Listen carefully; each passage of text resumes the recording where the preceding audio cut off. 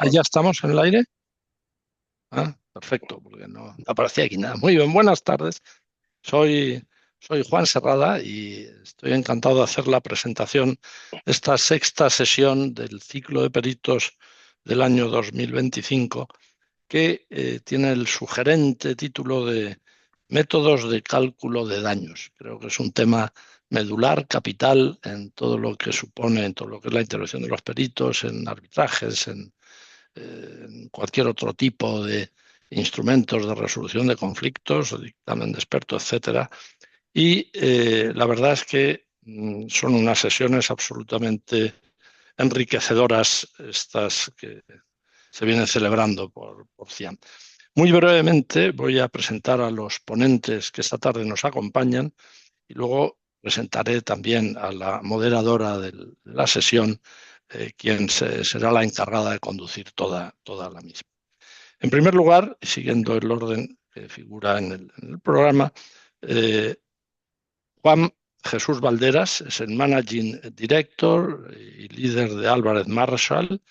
Es una persona ya muy experimentada en todas estas batallas periciales y gran conferenciante y gran participante en estos temas. Es licenciado en Derecho y Economía por ICADE, es auditor con más de 25 años de experiencia, ha intervenido en todo tipo de disputas de tipo financiero, resolución de conflictos y ha hecho peritajes en más de 200 casos.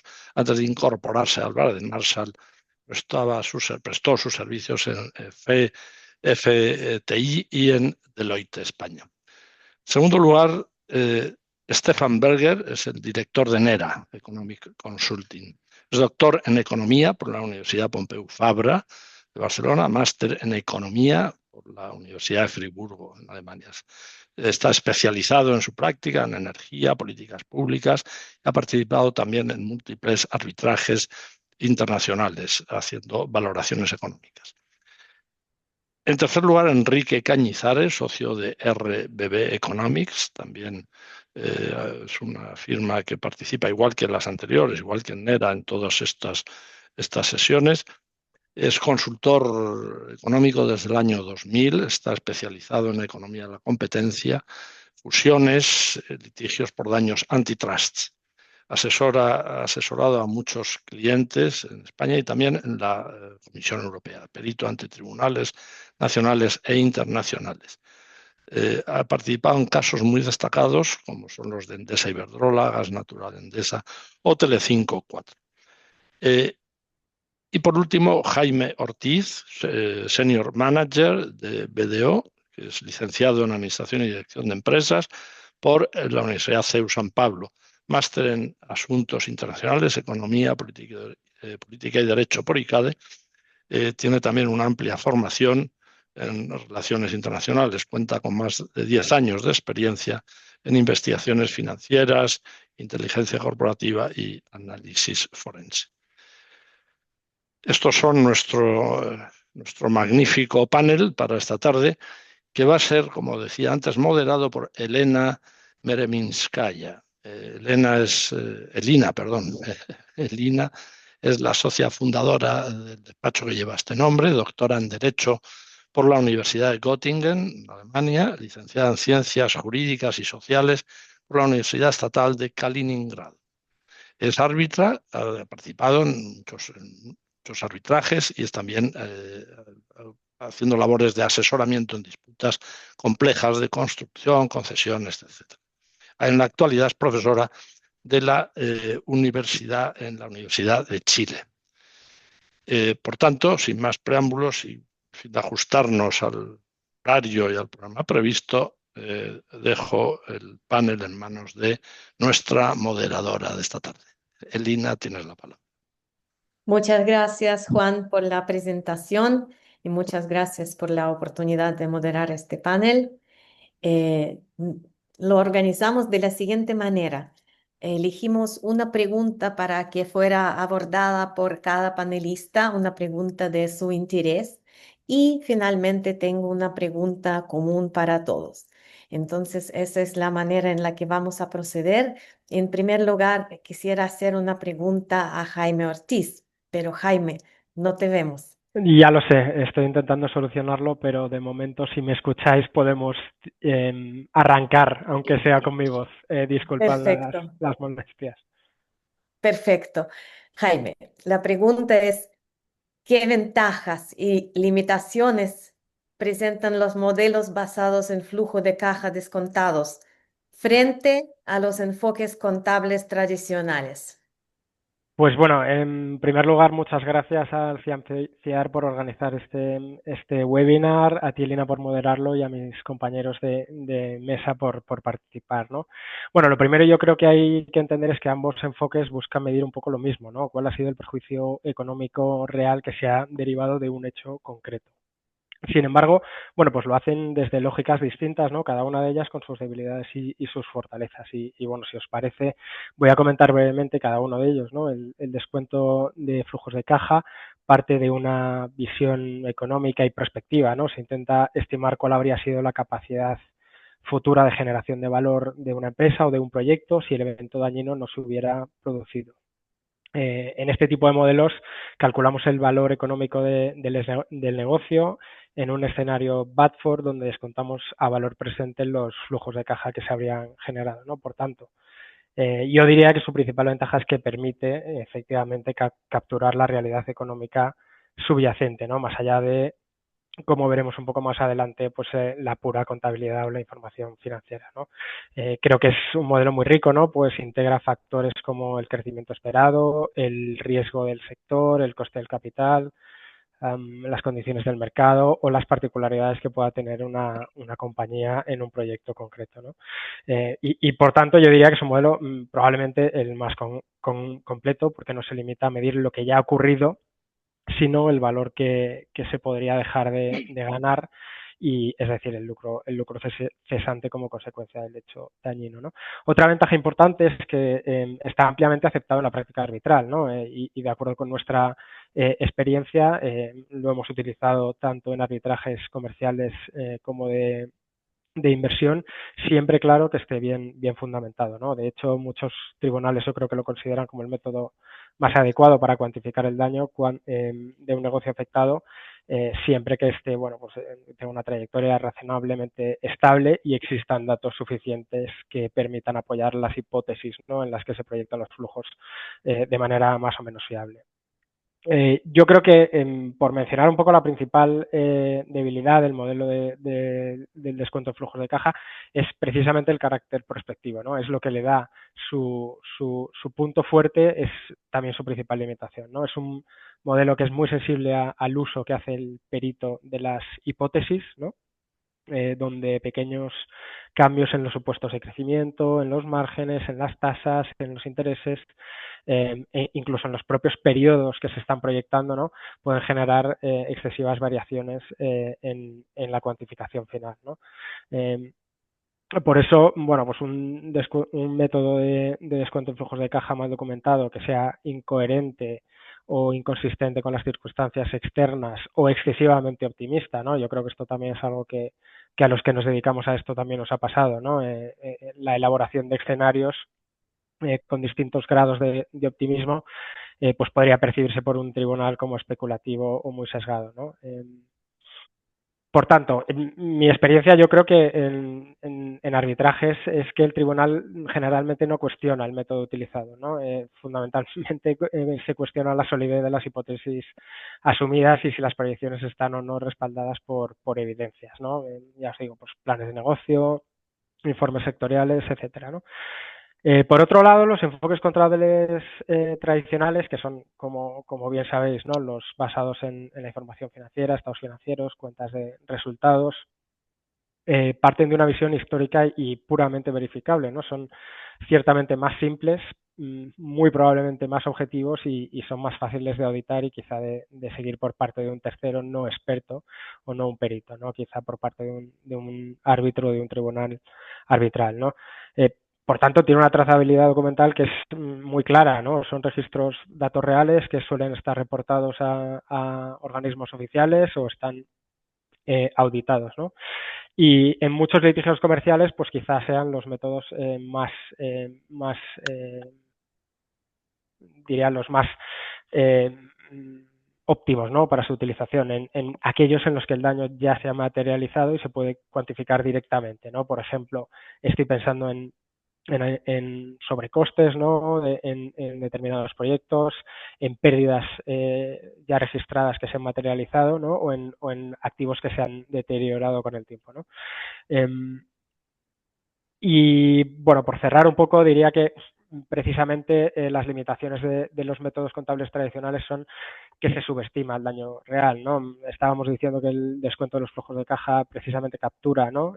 Esa proyección del valor económico que se hubiese perdido, y los métodos contables tradicionales tienden a medir lo que pasó y no aquello que se dejó de ganar o el daño que se ha generado, ¿no? Como consecuencia de los hechos dañinos, ¿no?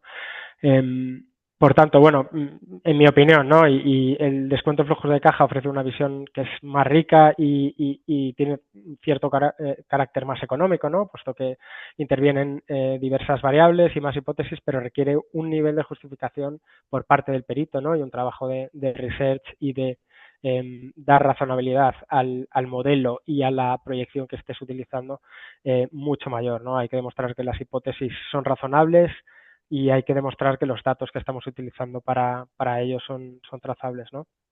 Por tanto, no se trata de cuál de los dos métodos es más sofisticado, no es más complejo el descuento de flujos de caja, pero la realidad es que el perito tiene que saber aplicar aquel que es el más alineado con la realidad de cada caso y que pueda estar mejor fundamentado, ¿no? Perfecto, muchas gracias. Entonces, si bien te entendemos, los tribunales arbitrales no cuestionan la selección del método, sino que más bien las premisas individuales. Bueno, yo entiendo que habrá casos de todo tipo, ¿no? Pero en mi experiencia profesional yo me he encontrado, bueno, pues críticas de los tribunales o cuestionamientos por parte de los tribunales arbitrales, fundamentalmente sobre la consistencia y la solidez de las hipótesis elegidas más que del método elegido, ¿no? Es fundamentalmente lo que yo me he encontrado, ¿no? Supongo que mis compañeros que tienen también amplia experiencia se habrán encontrado de todo, pero en mi experiencia, sobre todo, he visto tribunales que cuestionaban la solidez de las hipótesis o los periodos que se proyectan o fundamentalmente un poco la trazabilidad de la información en la que se basan las hipótesis, ¿no? para realizar las proyecciones. Muchas gracias, Jaime, por tu aporte. Gracias. Mi siguiente pregunta es para Enrique. Cuando se evalúan daños en disputas, ¿qué errores ves que se repiten con más frecuencia y qué herramientas económicas o estadísticas crees que realmente ayudan a corregirlos? Muchas gracias, Elina, por la moderación y por tu presentación y también a Cianciar, tanto por la organización del seminario como por la invitación a participar. Con carácter previo a responder a la pregunta y para ponerla un poco en contexto, creo que es preciso indicar que cuando se habla de metodologías, ¿no? de cálculo de daños, creo que muchas veces muchos de las personas que nos están escuchando estarán pensando fundamentalmente en descuento de flujos de caja, proyecciones financieras, tasa de descuento y más después de la intervención, de la fantástica intervención que ha tenido mi colega Jaime anteriormente, ¿no? Desde la perspectiva de alguien que está especializado en análisis económico y cuantitativo, cuando se habla de metodologías, sin embargo, creo que hay cuestiones algo más amplias, ¿no? Previas al uso de estas metodologías de descuento de flujos de caja, y que muchas veces a lo mejor no se les presta suficiente atención a pesar de que pueden tener un impacto realmente definitivo, ¿no? sobre el cálculo al invalidarlo, ¿no? si no se tienen en cuenta adecuadamente, ¿no? Y luego también desde el punto de vista del análisis económico y cuantitativo, también hay una serie de herramientas, ¿no? Que de alguna forma nos ayudan a tener en cuenta estas cuestiones y abordarlas de manera adecuada, ¿no? Una vez hecha esta introducción, me voy a centrar en 4 cuestiones fundamentales. No creo que sean las únicas, puede haber otras, pero 4 cuestiones que, a mi juicio, ¿no? son fundamentales en el cálculo de daños y que dan lugar a estos errores muchas veces que mencionabas en la pregunta. Elina, ¿no? También voy a hacer referencia muy breve, ¿no? Algunas de las herramientas que el análisis económico y cuantitativo nos ofrece, ¿no? Para abordarlas, aunque bueno, da para varios seminarios, con lo cual haré una referencia bastante breve, ¿no? Yo creo que la primera cuestión fundamental tiene que ver con el entendimiento tanto del negocio como del mercado en el cual las empresas que son objeto de litigio están participando, ¿no? Y yo creo que una cuantificación de daños, ¿no? Que consista en la aplicación mecánica de una cierta metodología, la mayor parte de los casos será una cuantificación de daños que sea sesgada o sea errónea, ¿no? Se requiere este análisis previo, ¿no? Tanto del mercado como del negocio para realmente identificar cuál es la metodología más adecuada y en algunos casos incluso adaptarla, ¿no? A las circunstancias concretas del caso, ¿no? Yo creo que algunos ejemplos que pueden ayudar a ilustrar este punto, que están basados en experiencia que he tenido yo en algunos casos, tiene que ver, por ejemplo, con casos donde, o mercados donde la competencia es esencialmente local, ¿no? Pensemos, por ejemplo, estaciones de servicio, ¿no? En un caso en el que yo participé, ¿no? Donde básicamente teníamos una empresa propietaria, ¿no? De una estación de servicio que la tenía arrendada a un tercero, ¿no? Y básicamente lo que estaba reclamando era que debido a la mala gestión de la empresa arrendataria, pues bueno, las ventas de la estación de servicio habían sido bajas y como consecuencia los pagos, que en parte eran variables, ¿no? Dependiendo de las ventas, pues habían sido demasiado bajos, ¿no? La cuantificación, ¿no? De los daños que presentó la empresa demandante en ese caso, al analizarla, pues nos dimos cuenta que no había tenido en cuenta adecuadamente tanto las condiciones en el entorno local, ¿no? En el que operaba la estación de servicio, como también los cambios que se habían producido a lo largo del tiempo, ¿no? Fundamentalmente entradas de nuevos competidores en el entorno local, además con un modelo de negocio diferente al ser estaciones de servicio blancas, o incluso cambios viarios, ¿no? Que habían hecho que los flujos de demanda se desplazaran, los flujos de tráfico, y todo esto contribuía a explicar, al menos en parte, la caída en las ventas que se estaba atribuyendo erróneamente en su totalidad, ¿no? A supuesta mala gestión por parte de nuestro cliente en este caso, ¿no? Otro ejemplo, ¿no? Y esto lo vemos sobre todo en casos de daños antitrust, que como decía Juan en la intervención, es un área fundamental, ¿no? De nuestro trabajo.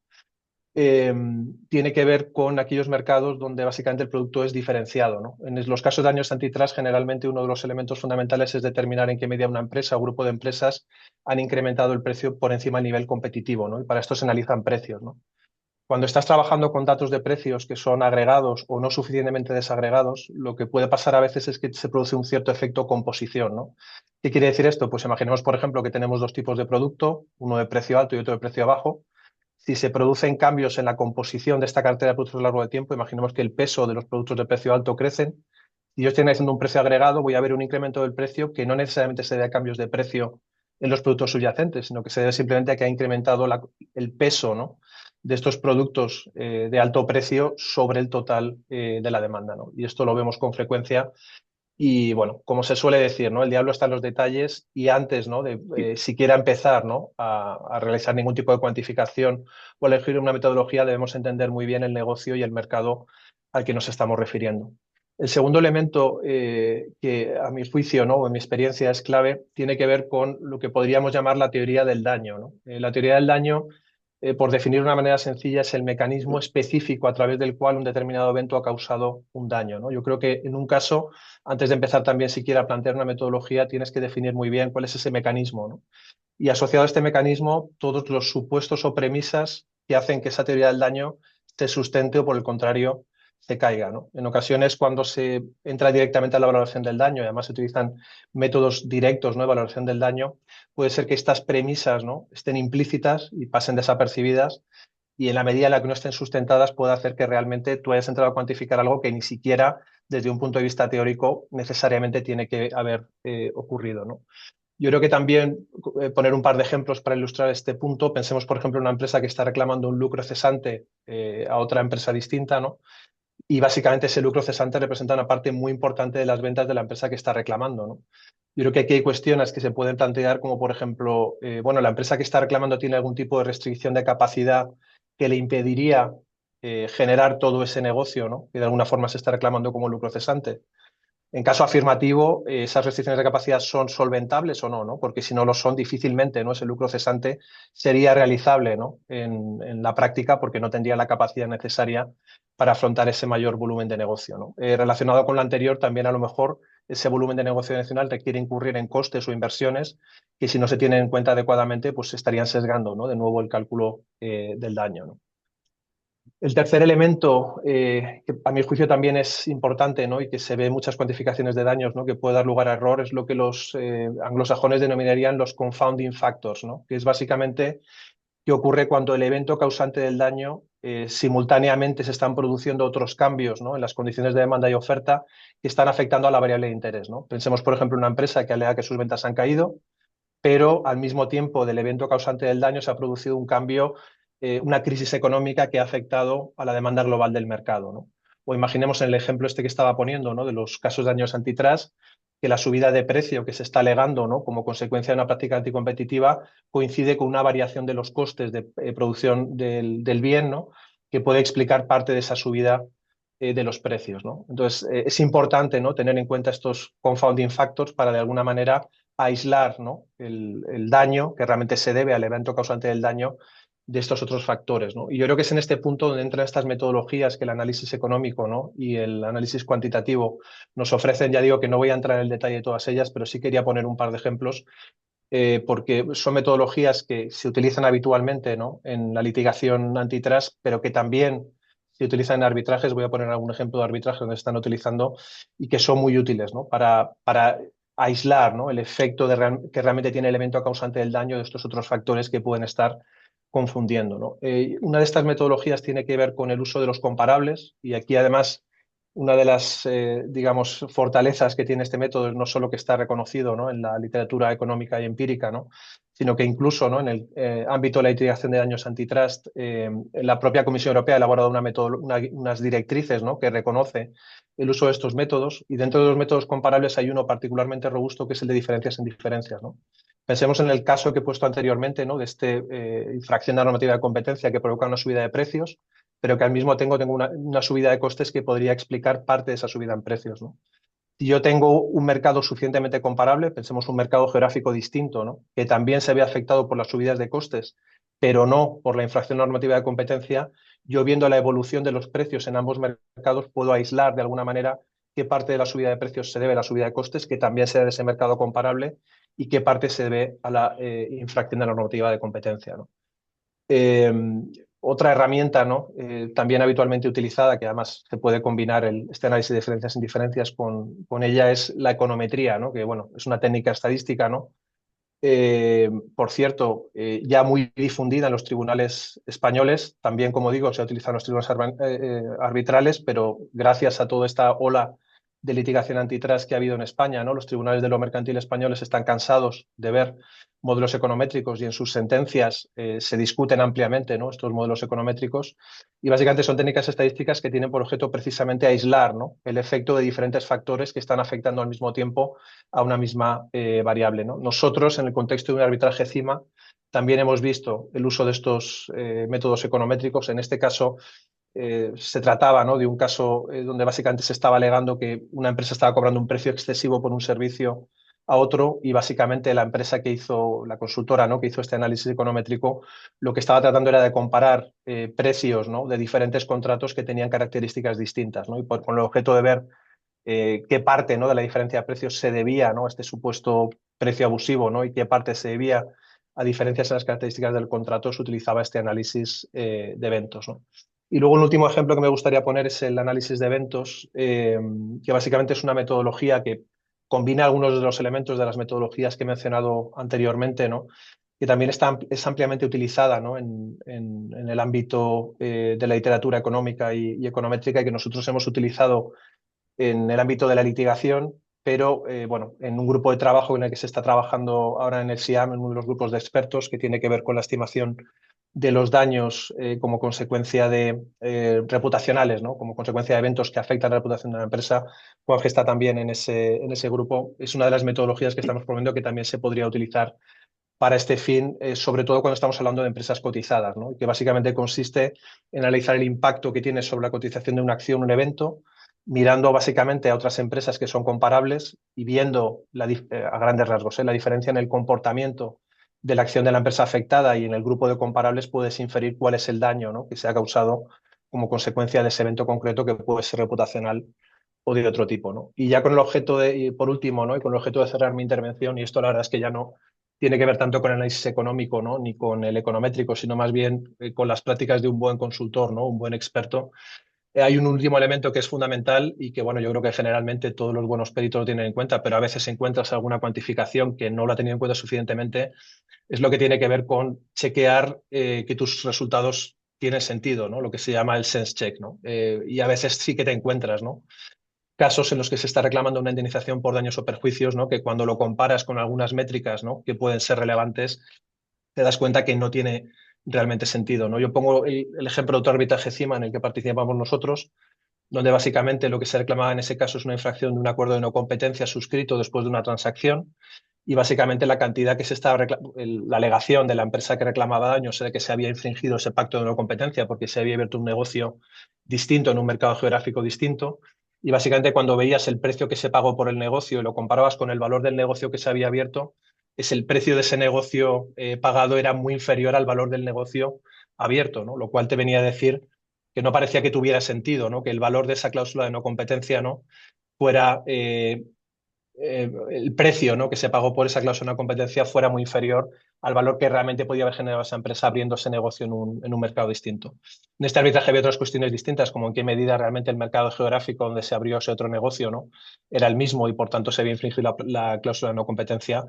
Pero me parece que es un último elemento, ya digo, ya no de economista, sino también de buen consultor o buen experto, ¿no? Chequear que tus resultados tienen sentido. Muchas gracias, Enrique. Enrique, la teoría del daño, ¿quién la elabora? ¿El abogado o el consultor, el perito? Desde el punto de vista económico, esa teoría del daño la tiene que elaborar el experto, ¿no? Es el experto el que tiene que decir el mecanismo, ¿no? A través del cual el evento, ¿no? Por el cual se está reclamando ese daño ha afectado a la empresa que lo está reclamando. Causalidad. Eso es el trabajo del economista, ¿no? Y como digo, ese trabajo no solo incluye identificar con claridad ese mecanismo, sino también identificar alrededor del mecanismo todos los supuestos que hacen que la teoría del daño sea válida o por el contrario se caiga, ¿no? Claro, esos supuestos además tienen luego que contrastarse, ¿no? Con la evidencia. Muchas gracias. Y con eso paso a preguntar a Stefan una pregunta muy breve y puntual. ¿Cómo asegurar que la cuantificación de daños refleje los estándares de causalidad? Sí, eso encaja muy bien porque estuvimos hablando, Enrique estaba hablando de justo de eso, de teoría de daño y de los confounding factors, ¿no? Y, y creo que lo que subyace eso, y lo que subyacen allá los conceptos legales como esos confounding factors o la causa próxima, eventos intervinientes, o eventos supervinientes y también la mitigación, es simplemente el hecho que casi cualquier evento individual es la consecuencia de múltiples factores, no solo de un factor. ¿No? Nos centramos un poco en un factor de interés, que es la acción de la parte demandada, ¿no? En concreto, si o no ha incumplido el contrato o las obligaciones legales. Pero hay otros factores como ha mencionado ya Enrique, de evolución de demanda, lo que ocurre en temas de competencia también, y en temas de regulación del gobierno, ¿no? Todo esto afecta la posición económica de la parte demandante, ¿no? La parte afectada. Y por la diferencia entre dos escenarios, counterfactual, de que si la acción que causa el daño o la acción de la parte demandada, si este no hubiera incumplido, versus el escenario actual donde este incumplimiento ocurrió. Entonces, ¿cómo podemos integrar todas esas consideraciones, todos esos otros factores en el marco de evaluar los daños para hacer algo robusto que considera esto y que también hace transparente esa teoría de daños? Y creo que para hacer esto, lo que hacemos y lo que subyace realmente aquí todas estas distintas prácticas de estimación es hacer explícito que tenemos varios factores que afectan la posición económica. la parte, ¿no? Entonces, si hablamos del entorno, como la evolución del mercado y la regulación, tenemos allá en la situación cuando queremos hacer la valoración, que es necesariamente una situación ex ante en el sentido del momento cuando ocurre el incumplimiento o la infracción, tienes allá un abanico de distintas sendas, ¿no? De lo que puede ocurrir en el mercado con la regulación y todos esos factores relevantes. Y la realidad, lo que ocurrió es solo una senda, ¿no? Entonces, estás allá bifurcando y realmente hablando de subescenarios, ¿no? De escenarios dentro del actual o dentro del contrafáctico, ¿vale? Y esto es realmente lo que es un difference in difference, ¿no? La diferencia siendo aquí entre el but for y lecture, pero dentro de cada una de estas tienes factores que ocurren después que afectan directamente el resultado, ¿no? Esto se puede hacer explícito, se puede estimar y se puede hacer transparente en la cuantificación. Entonces, allá, una vez que asignas allá también probabilidades a estas sendas, ¿no? Estás ya realmente captando este concepto legal de factores intervinientes o factores supervinientes, ¿no? Pero unos tienen una probabilidad más alta, es probable y ha sido previsible o es previsible de lo que podría ocurrir en el momento de la infracción, mientras otras sendas, ¿no? Tienen una probabilidad nula casi. Son aquellos los factores que han venido de sorpresa, ¿no? Y si ponderas esos resultados conforme con esas probabilidades, tienes justo el resultado que tienes aplicando estos conceptos legales, ¿no? Que un evento que ha ocurrido después de la infracción, que en este momento de la infracción tenía una probabilidad muy, muy baja, cero, casi cero, ¿no? En esta ponderación no tiene un efecto sobre el cuánto, ¿no? Y esto pues hay que sustentar esto con evidencia de mercado, ¿no? Si en el momento de la infracción era plausible o no esta evolución. Hay que ver, por ejemplo, informes de mercado, si hablan esto, si estos informes hablan de esa posibilidad, o si tal vez ya hay un mercado de contingencia, de seguro contra este evento. Y también hay que ver si hay situaciones comparables, ¿no? Idealmente, donde hay datos suficientes para hacer un análisis econométrico o estadístico. Ok, esto por un lado, ¿no? Son todos los factores que entran allá que afectan la posición económica que tienen que ver con el entorno. Por otro lado, también tienes las acciones de la parte afectada, esa misma, ¿no? Y allá podemos un poco hacer un restatement, ¿no? Una reformulación del principio de mitigación, porque económicamente tiene una correspondencia directa con algo que viene un poco de la teoría de juegos, y es que la acción de la parte afectada tiene que ser la respuesta óptima a la acción de la parte demandada, ¿no? A la infracción, al incumplimiento o cumplimiento de esta parte, ¿no? Porque, ¿qué ocurre? Eso en ambos escenarios, ¿no? Eso tanto en el but for como en el escenario real. Porque, ¿qué ocurre en el escenario real si la acción de la parte afectada no ha sido una respuesta óptima, ¿no? En esa situación, la parte afectada no estaba mitigando el daño. Podría haber hecho algo mejor, ¿no? Obviamente siempre hay que considerar la información que ha tenido en el momento de la infracción, su visión de mercado, etcétera, ¿no?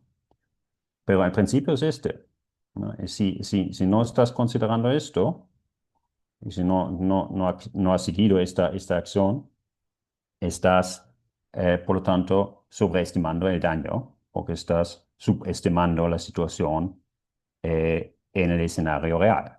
Por lo contrario, en el PAT-4, una situación contrafáctica, si allá la respuesta de la parte afectada no es la óptima, ¿no?, está dejando dinero encima de la mesa, ¿no? Entonces estás sobreestimando, pero no estás subestimando el daño. No, entonces creo que, para resumir, ¿no? Creo que el marco clásico de contrafáctico versus el real es suficientemente amplio y maleable para acomodar todas esas consideraciones de causalidad. Muchas gracias, Stefan. Una duda, ¿qué tan discrecional o científico es científica es la apreciación de la conducta de la parte como propia o no propia, como adecuada o inadecuada? La consideración de la conducta de la parte, ¿de qué parte, perdona? Afectada. De De la la parte parte afectada. afectada, sí. Ok, claro, si eso ha sido una respuesta óptima o no, ¿no? Esto hay que valorar en el momento del incumplimiento, del supuesto incumplimiento, con toda la información que tiene esta parte, que ha tenido esta parte, y también em, con toda la previsión y todas las creencias de esa parte sobre la evolución del futuro. Entonces, hay, hay que tener una evidencia no firme, no relevante, para poder concluir que no estaba mitigando el daño um, en el escenario hecho, ¿no? En el real. ¿No? Pero creo que, y en mi experiencia eso siempre ha sido bastante útil. Creo que hay que considerar que esas creencias que puedes tener sobre la evolución del mercado, por ejemplo, ¿no? Puedes ser muy optimista o muy pesimista y eso condiciona las acciones de la parte afectada. Si por ejemplo, va a pagar un precio alto por sustituir, digamos, el producto o la entrega de un supplier que no ha venido, que si en este caso ha sido esto la infracción. Um, pero siempre puedes comparar esto con el escenario del PAT-4, ¿no? Y tienes que tener una correspondencia ya. Entonces, si tu PAT-4 se basa en una situación donde la parte afectada es muy optimista, ¿no? Tiene un outlook muy bullish, ¿no? En inglés, al mercado. Entonces, eh, en esa situación, los daños de una infracción de un supplier son altos, ¿no? Justo este entorno, ¿no?, también condiciona la acción que podría haber tomado para mitigar este daño, ¿no? Si yo preveo una evolución muy favorable en el mercado, eso también quiere decir que debería estar dispuesto a pagar un precio más alto para comprar un bien de reemplazo, ¿no? O incluso de entrar en una negociación con el proveedor para solventar la situación, ¿no? Y tal vez incluso para pagar un precio más alto. Entonces Muchas creo que para gracias. la cuantificación, el estándar de mitigación no debería ser un afterthought, ¿no? Pero debería ser central y formar parte de esa teoría de daños. Muchas gracias. ¿Mm? Bien, tengo una pregunta para Juan Valderas. Cambiamos un poco de materia y entramos al mundo de la construcción, ¿cierto? Eh, No, bueno, no exclusivamente, ¿no? no exclusivamente, entonces ya, retiro lo último. Juan, ¿cuándo puede justificarse el uso de estimaciones globales, de global claims? Muchas gracias, Elina. Y bueno, lo primero es saludar a todos, saludar a Juan, saludar a los asistentes, a mis copanelistas, a los que ya de entrada quiero felicitar porque todas sus intervenciones de veras están siendo para mí muy interesantes. Y agradecer la oportunidad de formar parte de este panel. A ver, Elina, detrás de esa pregunta, en realidad yo creo que es de lo que venimos hablando todo el rato. Está la tensión entre, a la hora de abordar una cuantificación, entre elegir un método técnicamente más complejo, más sofisticado, más refinado.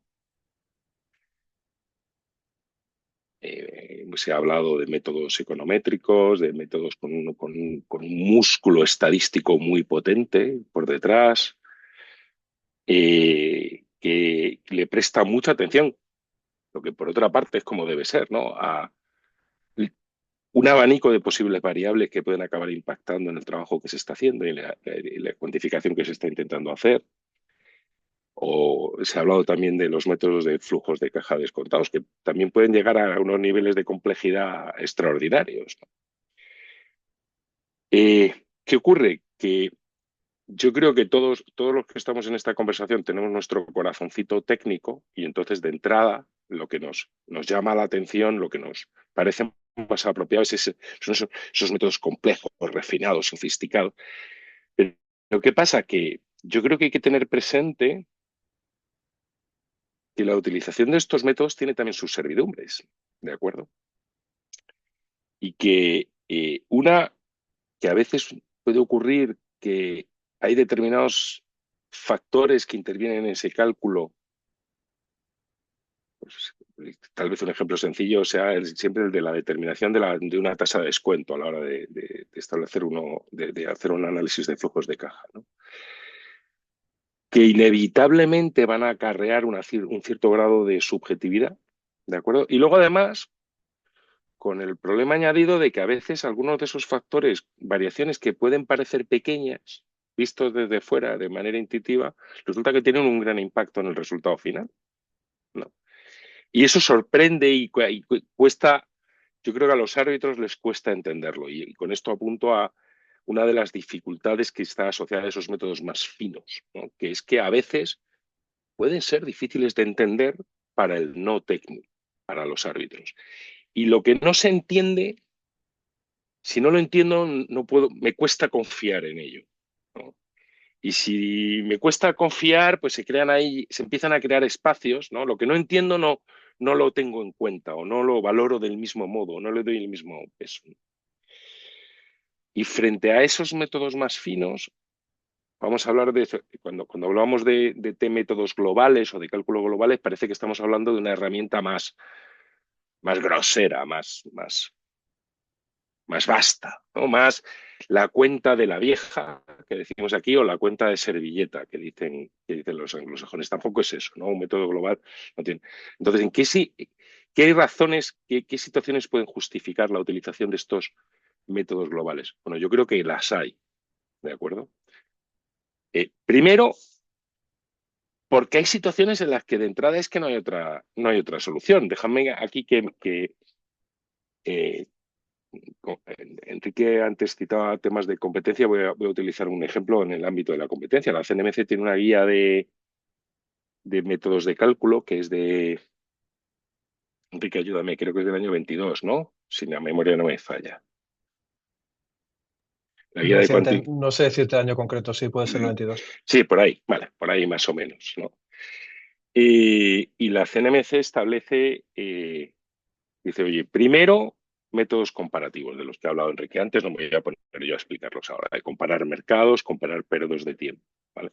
Este es uno de esos métodos sofisticados con una base econométrica. Segundo, métodos de análisis financiero y de costes. Esto se parecería a los métodos, un método, entre comillas, contable, ¿no? También al que aludía antes Jaime, ¿no? Pero oiga, hay situaciones, hay circunstancias en las que no se pueden aplicar estos métodos. Entonces, ¿qué haces? Claro, no te puedes quedar cruzado de brazos e irte a llorar a un rincón. Y entonces, la tercera alternativa que ofrece la propia guía de la CNMC son los métodos que ellos llaman de simulación, que se parece a esa idea que podemos asociar a la idea de cálculo global. Es decir, desde un punto de vista metodológico puede haber circunstancias en las que por falta de información o por otros motivos, realmente la elección metodológica que te queda es la del cálculo global. Y en ese caso está, en mi opinión, perfectamente justificado acudir a un cálculo de este tipo. Es evidente, yo decía antes, los métodos finos tienen sus limitaciones y sus servidumbres. Bueno, pues los métodos globales también los tienen y tienes que ser consciente de esas limitaciones y de esas servidumbres. Explicar por qué está justificada la elección de ese método en tu caso en concreto, explicar qué limitaciones acarrea y como digo, ser transparente respecto a esas limitaciones y servidumbres. Pero además de esto, oiga, utilizo el método global cuando no me queda más remedio porque los otros no se pueden aplicar por limitaciones en la información, yo creo que además, y esto esto es algo que yo he aprendido en mi práctica y que intento aplicar o que aplico en mi práctica en muchas ocasiones. Creo que también resulta útil utilizar un método global como punto de apoyo. Y me explico. Si puedes, mi recomendación es, haz el cálculo fino y sofisticado. Asume que es probable que los árbitros nos lleguen a lo mejor a entender a grasp, ¿no? Es la palabra que me sale, agarrar todas las sutilezas de los detallitos de ese cálculo técnico, pero ofrece en paralelo, además, como punto de apoyo, algún tipo de cálculo global que obviamente para que la cosa funcione tiene que ofrecer unos resultados que sean coherentes en un sentido amplio con los que has obtenido por el cálculo fino. Y creo que en esas situaciones utilizar ese cálculo global como, y aquí voy a utilizar una expresión que ha empleado Enrique antes, como sense check, ¿no? como un contraste de, oiga, esto que me está saliendo aquí tiene sentido, ¿vale? Creo que resulta particularmente útil y que ayuda, en mi experiencia, ayuda mucho al tribunal a entender lo que le estás contando y a darle sentido, ¿vale? Desde su perspectiva. Con lo cual, creo que el otro escenario en el que puede resultar recomendable utilizar un cálculo global es acompañando al cálculo fino, pero como punto de apoyo, como sense check, como herramienta de contraste y de comprensión más sencilla para los usuarios, que al final son los árbitros y son los abogados que participan en el procedimiento. Y yo creo que esta idea también aplica en otros ámbitos, ¿no? Solo en 2 segundos, pero también se ha hablado, tanto Enrique como Estefan han hablado o creo que ha sido Estefan, han hablado del ex ante y el post, ¿no? y el ex post, ¿no? Cuando en teoría tú los cálculos los tienes que calcular con la información disponible en el momento de que se produjo el acontecimiento que causa el daño, sin tener en cuenta qué ha pasado después. En teoría, estoy simplificando mucho. Sin embargo, y aquí os estoy hablando, por ejemplo, de un caso concreto, que tiene que ver con el sector de la hostelería, de los hoteles en España, pues claro, había una discusión sobre si la cuantificación basada en la información disponible en el año 2020, antes del COVID, de algún modo quedaba desvirtuada por todo lo que pasó después con el COVID y el impacto tan enorme que tuvo en el turismo, entre otras muchas cosas, ¿no? En nuestras vidas, para empezar. Pues yo ahí propuse un ejercicio en el que dije, no, vamos a hacer el cálculo bien, que es el ex ante, con los datos, pero vamos a hacer también el cálculo, y esto es un poco heterodoxo, pero vamos a hacer el cálculo también con la información posterior, teniendo en cuenta lo que pasó con el COVID, y a ver qué pasa, ¿no? Y a ver qué. Y este segundo, aquí no se trata de un cálculo global, en realidad, pero es un poquito de todos. Este caso particular realmente nos ayuda a a apuntar a las conclusiones del cálculo fino, ¿no? Del cálculo. Yo creo que utilizar el rigor técnico, por supuesto, pero acompañándolo puede ser un cálculo global, de herramientas de apoyo que sirven de sense check y que sirven además para ayudar a facilitar la digestión y el entendimiento del trabajo que estás haciendo. Yo creo que esos son los casos en los que un cálculo global tiene mucho sentido. Muchas gracias. ¿Y cómo los tribunales reciben este ofrecimiento de cálculo global?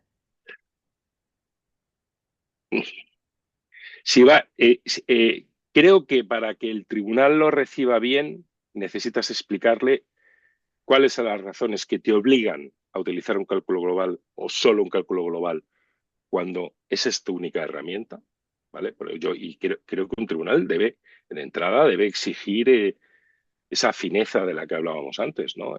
Pero si las circunstancias lo justifican, es legítimo y es apropiado ofrecer un cálculo global porque no puedes ofrecer otro tipo de cálculo. Y creo que cuando ofreces esos dos carriles de los que yo estaba hablando antes, el más riguroso y luego el global, yo creo, mi percepción o mi experiencia es que lo reciben bien, porque creo que les da seguridad.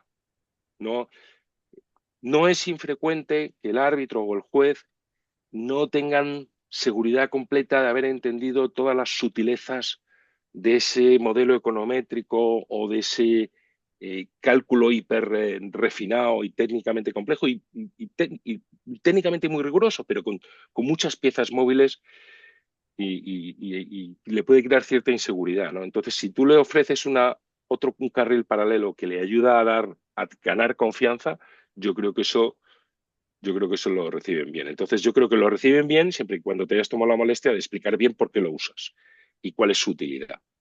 Si solo haces eso, pues yo creo que lo normal es que haya una dosis de escepticismo y además es lo suyo que sea así. Perfecto. Muchas gracias. Gracias a ti, Elina. Al parecer fuimos muy ambiciosos habiendo programado otra pregunta. Vamos a pedir a Siamsiar que nos inviten a parte 2 de este seminario para poder abordarla. Pero sí tengo una pregunta en el chat, en el Q&A, y ahí sale aludido Enrique. Enrique, no sé si pudiste verla y tienes la posibilidad de contestarla. O si no, solamente Enrique se siente llamado, los invito a los Perdona porque demás. no lo estaba leyendo, lo estoy leyendo ahora mismo.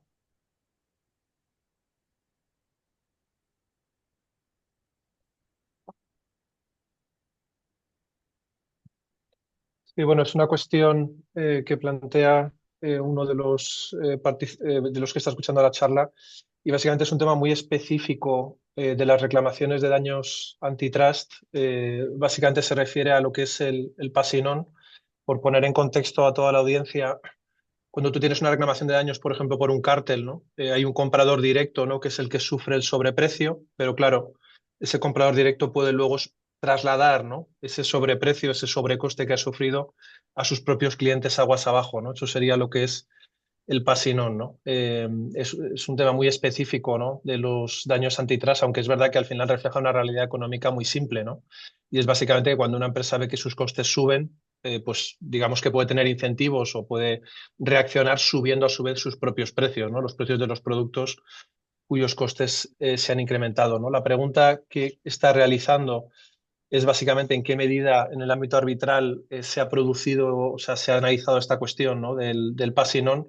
Y yo, desde luego, no sé mis compañeros, pero no he visto en los casos de arbitraje en los que he estado, únicamente he estado en un caso de arbitraje que se refiere a temas de daños antitrust. Era básicamente este caso de precios excesivos que he mencionado anteriormente.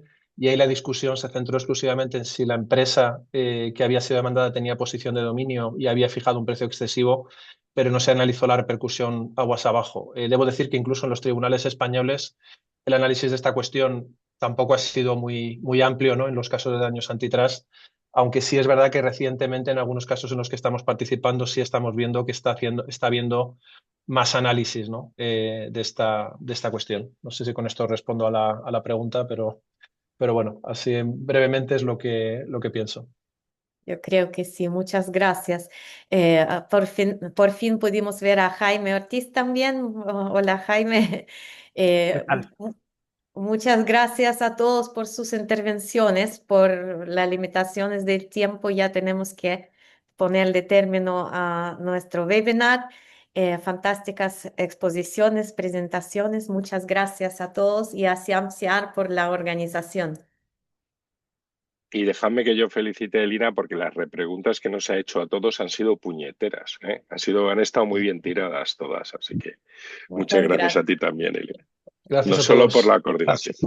Encantada. Muchas Reitero gracias. simplemente al Muchas final nuestro agradecimiento, el agradecimiento de CIAM a todos los ponentes. Creo que ha sido una mesa absolutamente brillante, con muchas ideas que no se pueden resumir, pero algunas verdaderamente que dan en el clavo de lo que es esta cuestión nuclear de la valoración de los daños, que al final es de lo que se trata. Y también a Elina por su magnífica moderación.